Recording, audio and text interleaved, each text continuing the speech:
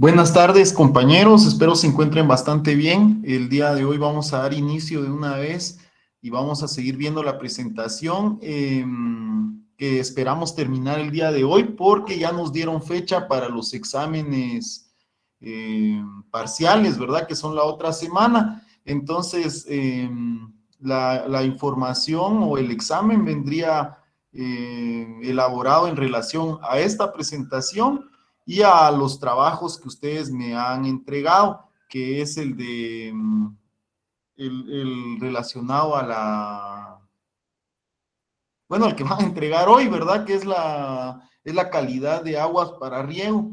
Entonces, en esto ubicaremos nosotros el examen, ¿verdad? En lo aprendido con esta presentación y los trabajos que ustedes pudieron entregar. Entonces, vayamos de una vez a retomar el tema.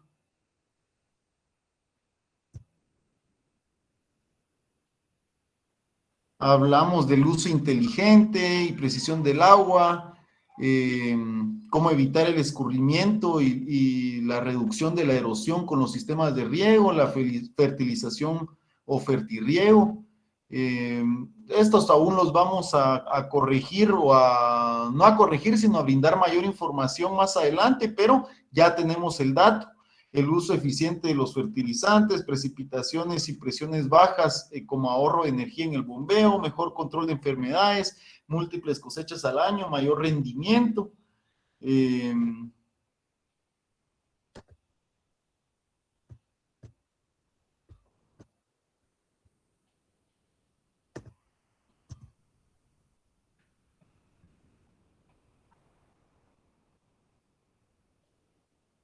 no puedo hacer más grande.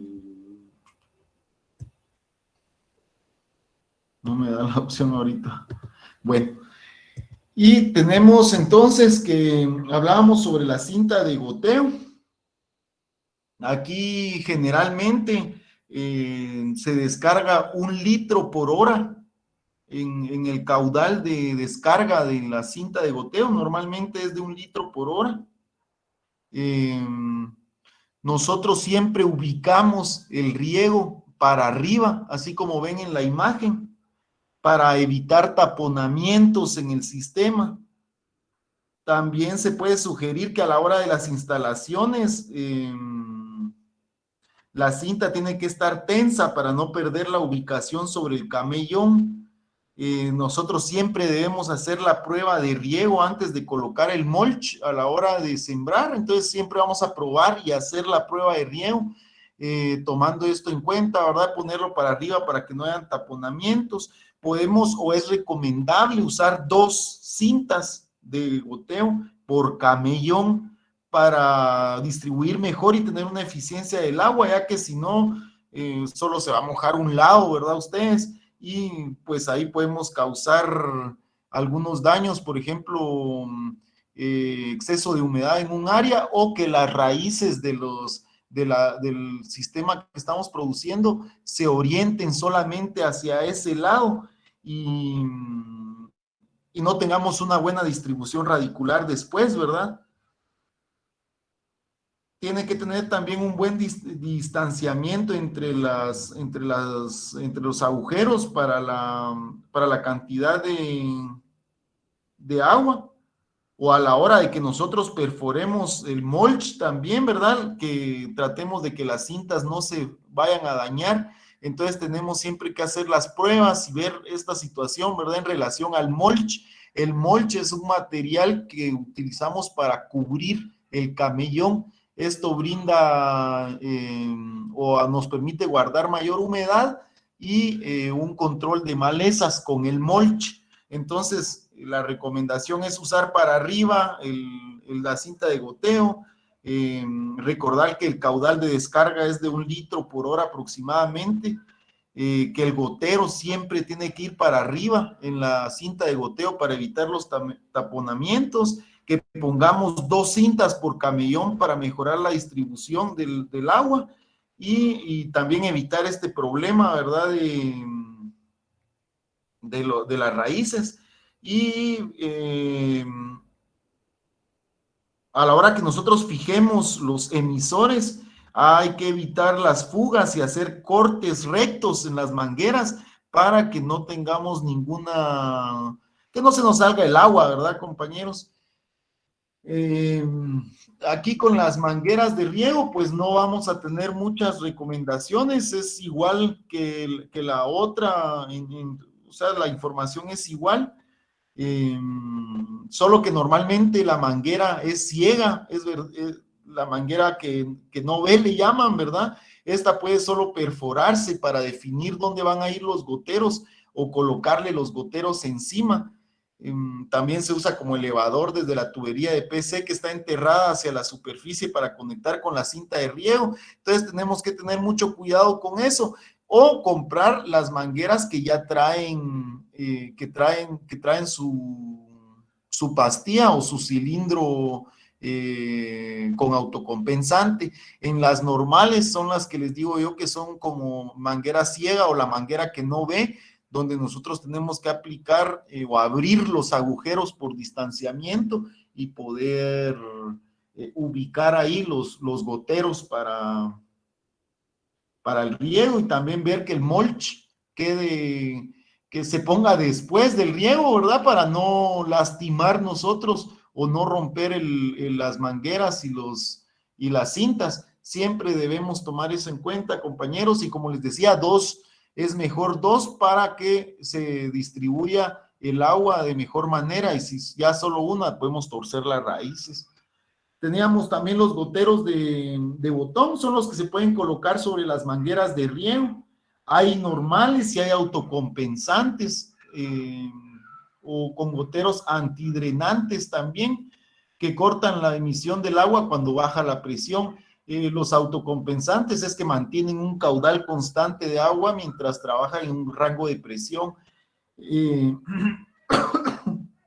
Estos son los autocompensantes, son los que nos sirven para terrenos pendientes o irregulares, ¿verdad ustedes?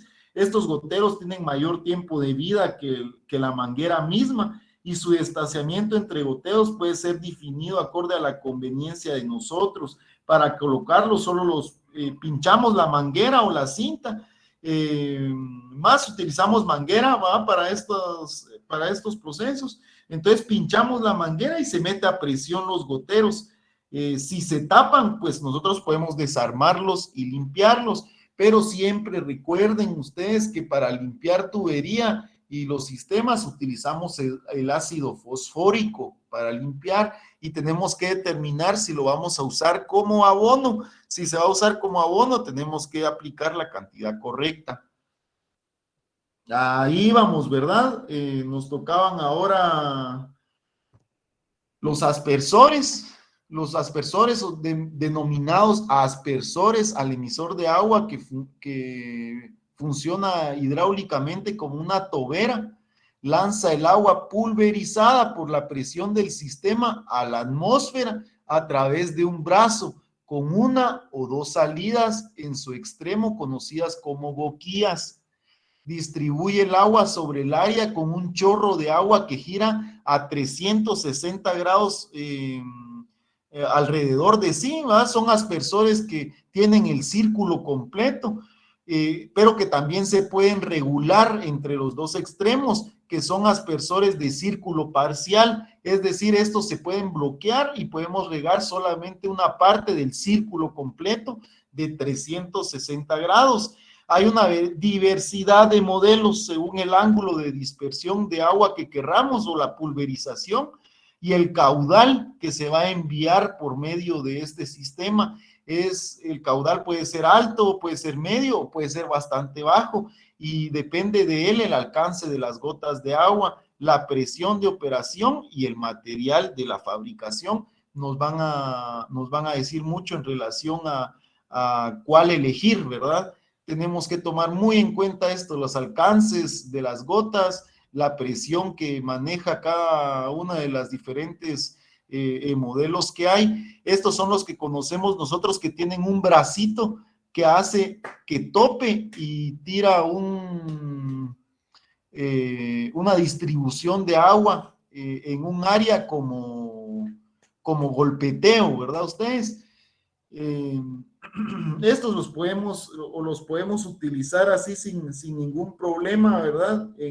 Son los más conocidos y tenemos que tomar muy en cuenta la cantidad de agua que estos tiran y la presión. Recordemos que no son recomendables para el uso en verano, y también porque nos pueden incrementar la humedad en el follaje y tener problemas de hongos. También cuesta un poco poder controlar la cantidad de agua que va a ser absorbida en el suelo, puesto que esto lo tira hacia todos lados, pulverizado. Podemos perder agua en reservorios como materiales de bolsas, por ejemplo, que se quedaran tiradas, o algunos frascos o cuestiones, pues podemos ahí perder un poquito de la capacidad de infiltración del agua por el diseño de los aspersores. Entonces, los aspersores son los más recomendados en sistemas como gramas y algunas otras plantas rastreras que tienen resistencia a la humedad.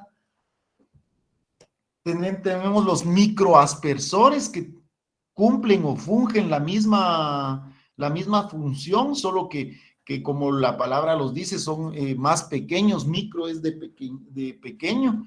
Entonces, los microaspersores constituyen una variante del riego por aspersión. O sea, es el mismo, pero tiene características diferentes, porque este también asperja y pulveriza, pero este lo hace en un método de irrigación localizada. Esto nosotros podemos regularlo para que nos asperge solamente un área.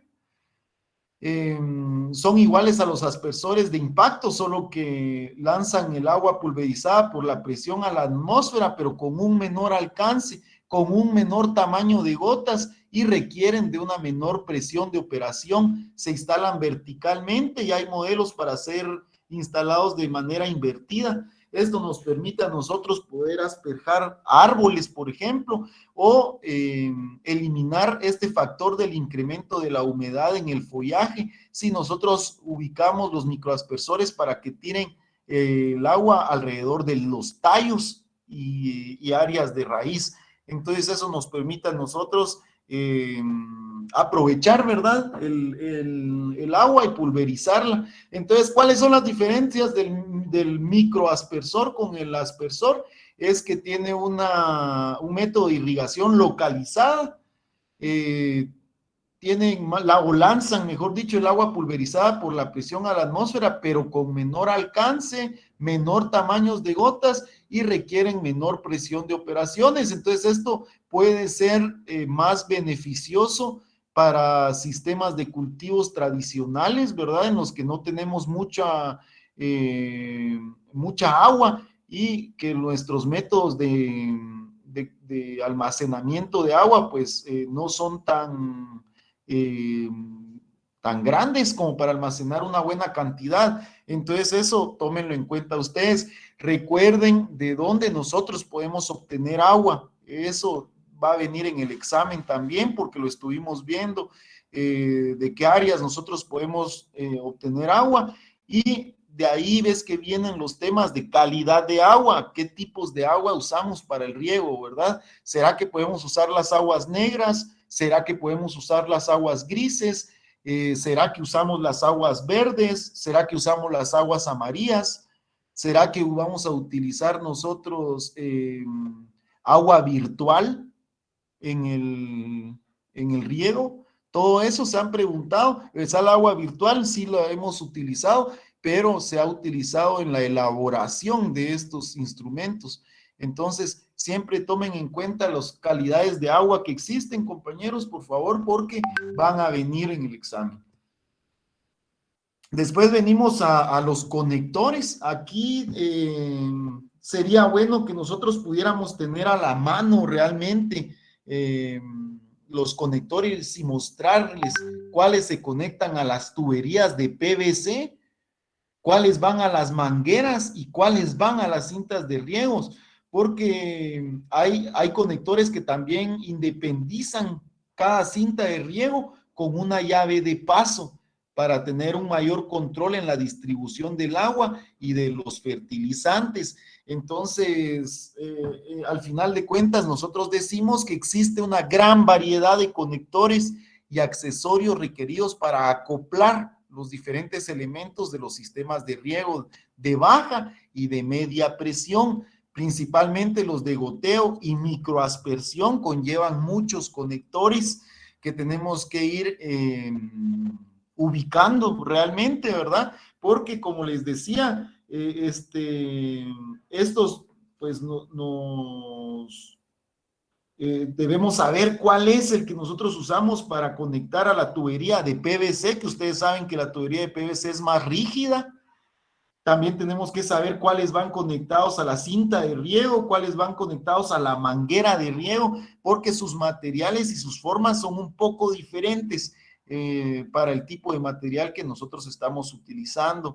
Nótese que también vamos a hablar de conectores macho y conectores hembra. ¿Cuáles son los conectores macho? Van a ser estos que miran, si miran el puntero que se está moviendo, estos que normalmente tienen anillos de presión entran a presión en la manguera o en el sistema y a la hora de entrar y cerrarse, pues estos anillos evitan que se salga la manguera. En muchos casos tenemos o es necesario ponerle alguna banda de presión para que apriete esta manguera contra la conexión macho. Y conexión hembra, pues es, podríamos decir, si miran dónde se está moviendo el puntero, una tipo macho sería como esta, es donde se perdón, una tipo hembra, un conector hembra, es tipo donde se va a conectar el tipo macho, ¿verdad? Entonces tenemos conectores tipo macho y tipo hembra. El tipo hembra es donde conectamos el macho y el macho es el que vamos a conectar en el tipo hembra. La mayoría de estos son fabricados de polipropileno, es decir, un tipo de plástico que es más fibra de vidrio y que en menor medida tiene caucho termoplástico. El caucho es un plástico generado de las plantas, ¿verdad? Del hule principalmente. Es un suple al plástico, ¿verdad? Pero este es natural. Este sí podríamos nosotros de cierta manera darle algunos otros procesos para descomponerlo, pero siempre sigue siendo un plástico, ¿verdad? Aunque sea plástico natural. Se encuentra una gran variedad de medidas, desde los 2 milímetros hasta los 90 milímetros. Todo va a depender de la presión que nosotros querramos manejar en la tubería, en el tipo de tubería que tengamos y en el tipo de mangueras y de cintas. Entonces va a ser, pues va a ir de la mano, ¿verdad? Ustedes con el sistema o con todo el equipo que estamos utilizando. Cada una de estas va a tener una especificación para su utilización y las conexiones van a poder ser dentadas o roscadas, ¿verdad? Dentadas serían así como les estaba mostrando esta macho, que tiene este conector macho que tiene ciertos anillos. Entonces estos serían los dentados, ¿verdad? Que con estos dientes se sostienen. Y las roscadas serían estas que tienen roscas, ¿verdad? Que a la hora de cerrar o abrir de esa manera, pues abren o cierran el paso. Y su elección dependerá del espesor de la pared de la manguera o de los elementos que queremos nosotros conectar al sistema con el cual nosotros estamos regando. Recuerden ustedes que esas van a ir muy de cerca, digámoslo así, con las llaves de paso, ¿verdad? Porque también se independizan cada cinta de riego con una llave de paso para tener un mayor control en la distribución del agua y los fertilizantes. Entonces hay llaves específicas y hay conectores específicos que debemos ir conociendo y que solo lo podemos aprender en relación al uso o manejo de la tubería, mangueras y cintas que nosotros estamos utilizando. De igual manera tenemos la información De igual manera tenemos la información para la manguera y tubería de polietileno, ¿verdad? Que son mangueras fabricadas también de plástico, polietileno de alta densidad y también hay algunos de baja densidad, pero esto repercute en la dureza de la manguera. Estos se elaboran con resinas de plantas en algunos casos, o sea, son mezclas de plásticos naturales con, con plásticos fabricados del petróleo y tienen una larga vida en comparación a los demás materiales, pueden hasta durar 3 años expuestas al sol, pero si no se tiene ninguna laceración, algún corte, ¿verdad? Dentro de ellas. Si no, pues pueden aguantar fácilmente estando expuestas a la intemperie y tienen una alta resistencia química y térmica que les digo, ¿verdad? Les pueden caer algunos elementos abrasivos que resisten un poco, agua caliente también podemos hacer pasar por ahí y resisten un poco. Tienen excelente resistencia al impacto y con gran capacidad de elongación. Elongación quiere decir que se alarga, nos da el chance de que cuando no tenemos algún conector y necesitamos conectar algún tipo de esta manguera, pues la podemos calentar, le metemos un palo y abrimos un tipo de copa que nos permite hacer el acople, valga la redundancia, de las mangueras.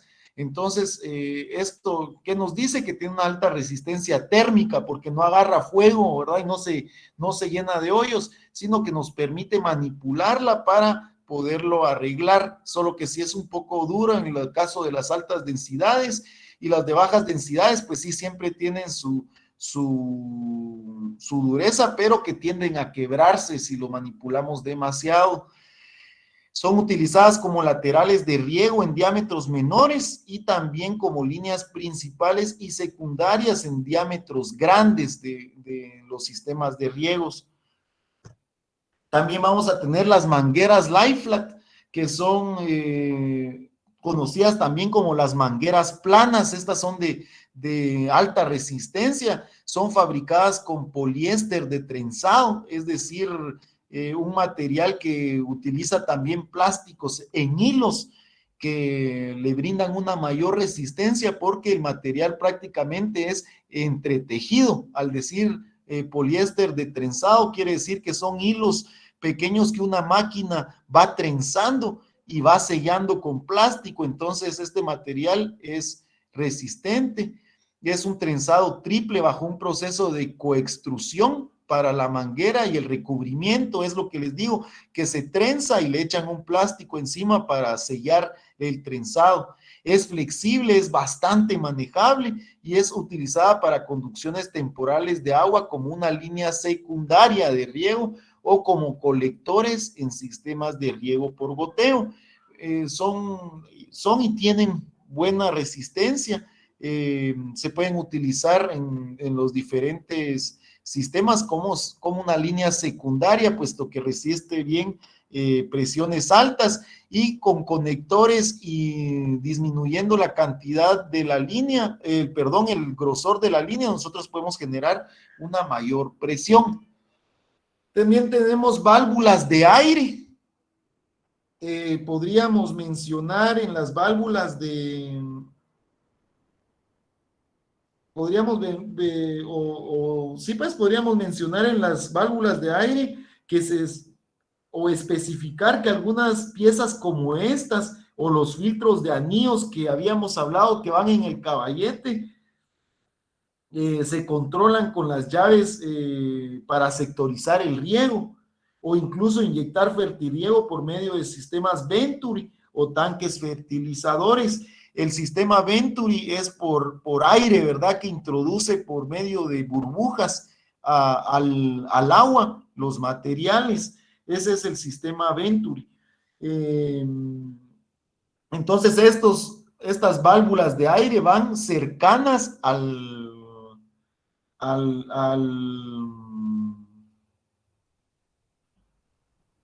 al caballete, ¿verdad? Van en el caballete o cerca de los filtros de anillo. Estas válvulas de aire se utilizan para controlar la cantidad de aire presente dentro de las tuberías. que transportan los fluidos. Los tres tipos principales de válvulas de aire son las cinéticas, que buscan como un aire vacío, es decir, buscan los espacios vacíos para liberar esas cantidades de aire en las tuberías y no presurizarlas al momento del llenado.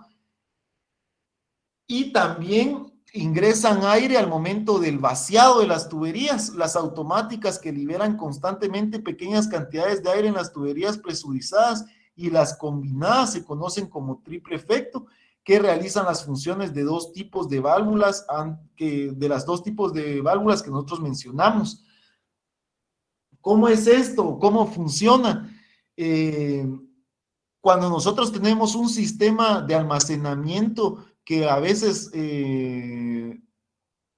bueno, no a veces, la mayoría de veces va a bajar de cantidad de agua por el uso que le estamos dando, entonces a veces puede pasar y jalar agua, jalar aire dentro del agua, son burbujas de aire, y estas burbujas de aire cuando llegan al motor, el motor se ahoga porque no va agua, sino lleva burbujas de aire, y empieza a tener como, se traba, ¿verdad? Ustedes se ahogan. Yo sé que todos hemos escuchado ese método de se ahogó el motor, ¿verdad?